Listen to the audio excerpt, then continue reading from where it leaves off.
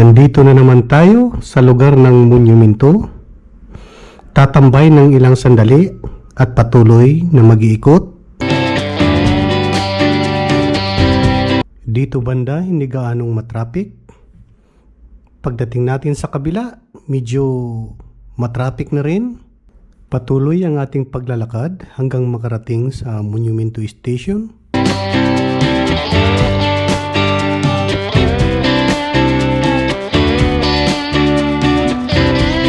Nasa loob po tayo ng train at bababa tayo sa radio station.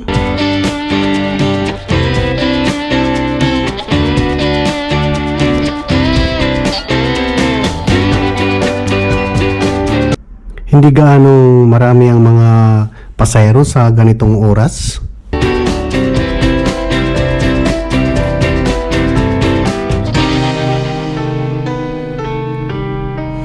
Yun, patuloy tayo hanggang makarating sa radio station.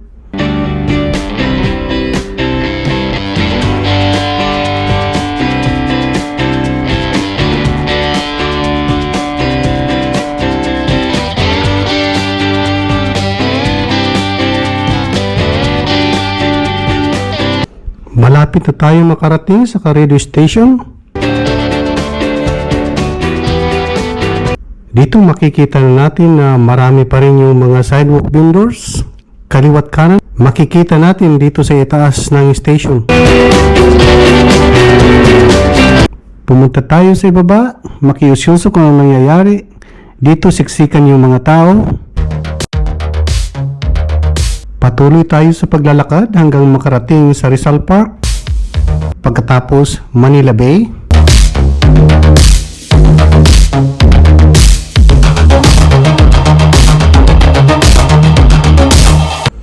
Sino kaya to? Parang si Lapu-Lapu yata to. Ayun, dito na tayo sa monumento ni Mano Rizal.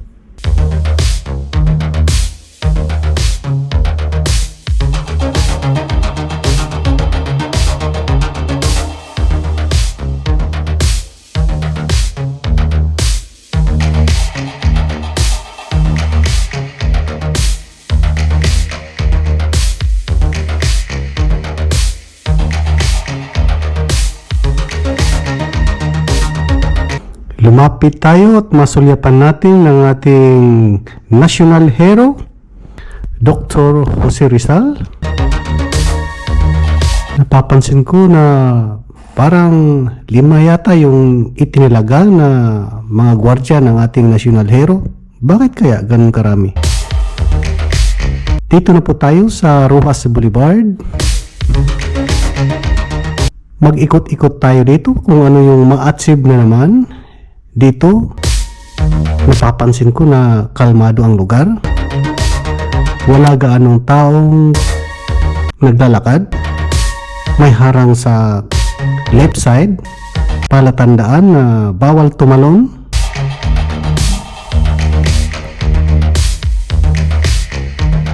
Dito, maraming amphibious excavator. Yung iba nasa unahan. Ganun pa rin yung ginagawa nila. Hukay ng hukay ng hukay. Walang katapusang paghukay. Umaga hanggang maghapon. Hanggang matapos ang rehabilitation dito. Pero hindi tayo magsasawang mag-update parati dito sa Manila Bay. Kasi maraming mga kababayan natin na nag-aabang kung ano yung ano na talaga ang update ng Manila Bay Rehabilitation. Kaya kung maaari, araw-araw nandito tayo, linggo-linggo nandito tayo para maipahatid natin sa mga kababayan natin, mga kababayan natin nasa loob at labas ng bansa. Marami tayong mga kababayan na nag-aabang, excited sila kung ano na yung mga ganapan dito sa Manila Bay. Siyempre kahit ako excited na naman. Ibero natin. Ibero mo, maraming mga pangulong nagdaan ng ating bayan na walang pakialam sa kalikasan. Ngayon lang ito nangyari ng Manila Bay ay malinis na kaya lahat ng mga Pilipino ay excited katulad ko.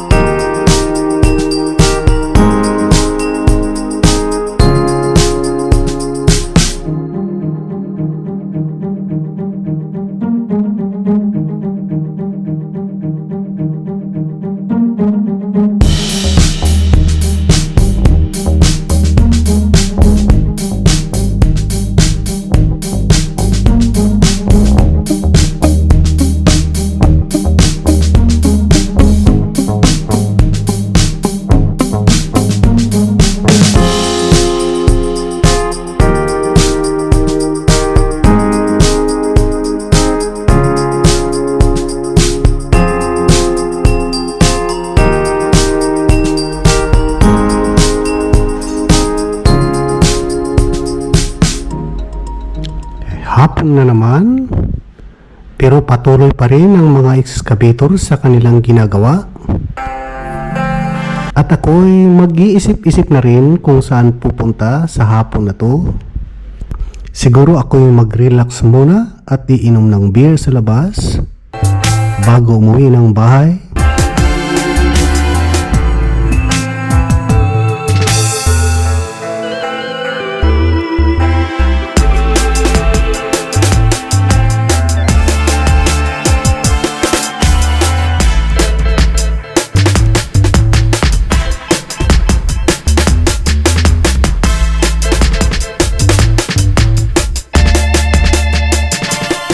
Magtatakip silim na at ako'y di na magtatagal.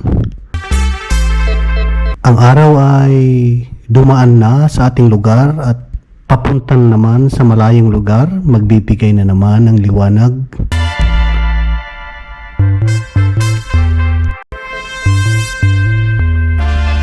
Ako'y di na magtatagal at salamat sa inyong panunood. Bye-bye!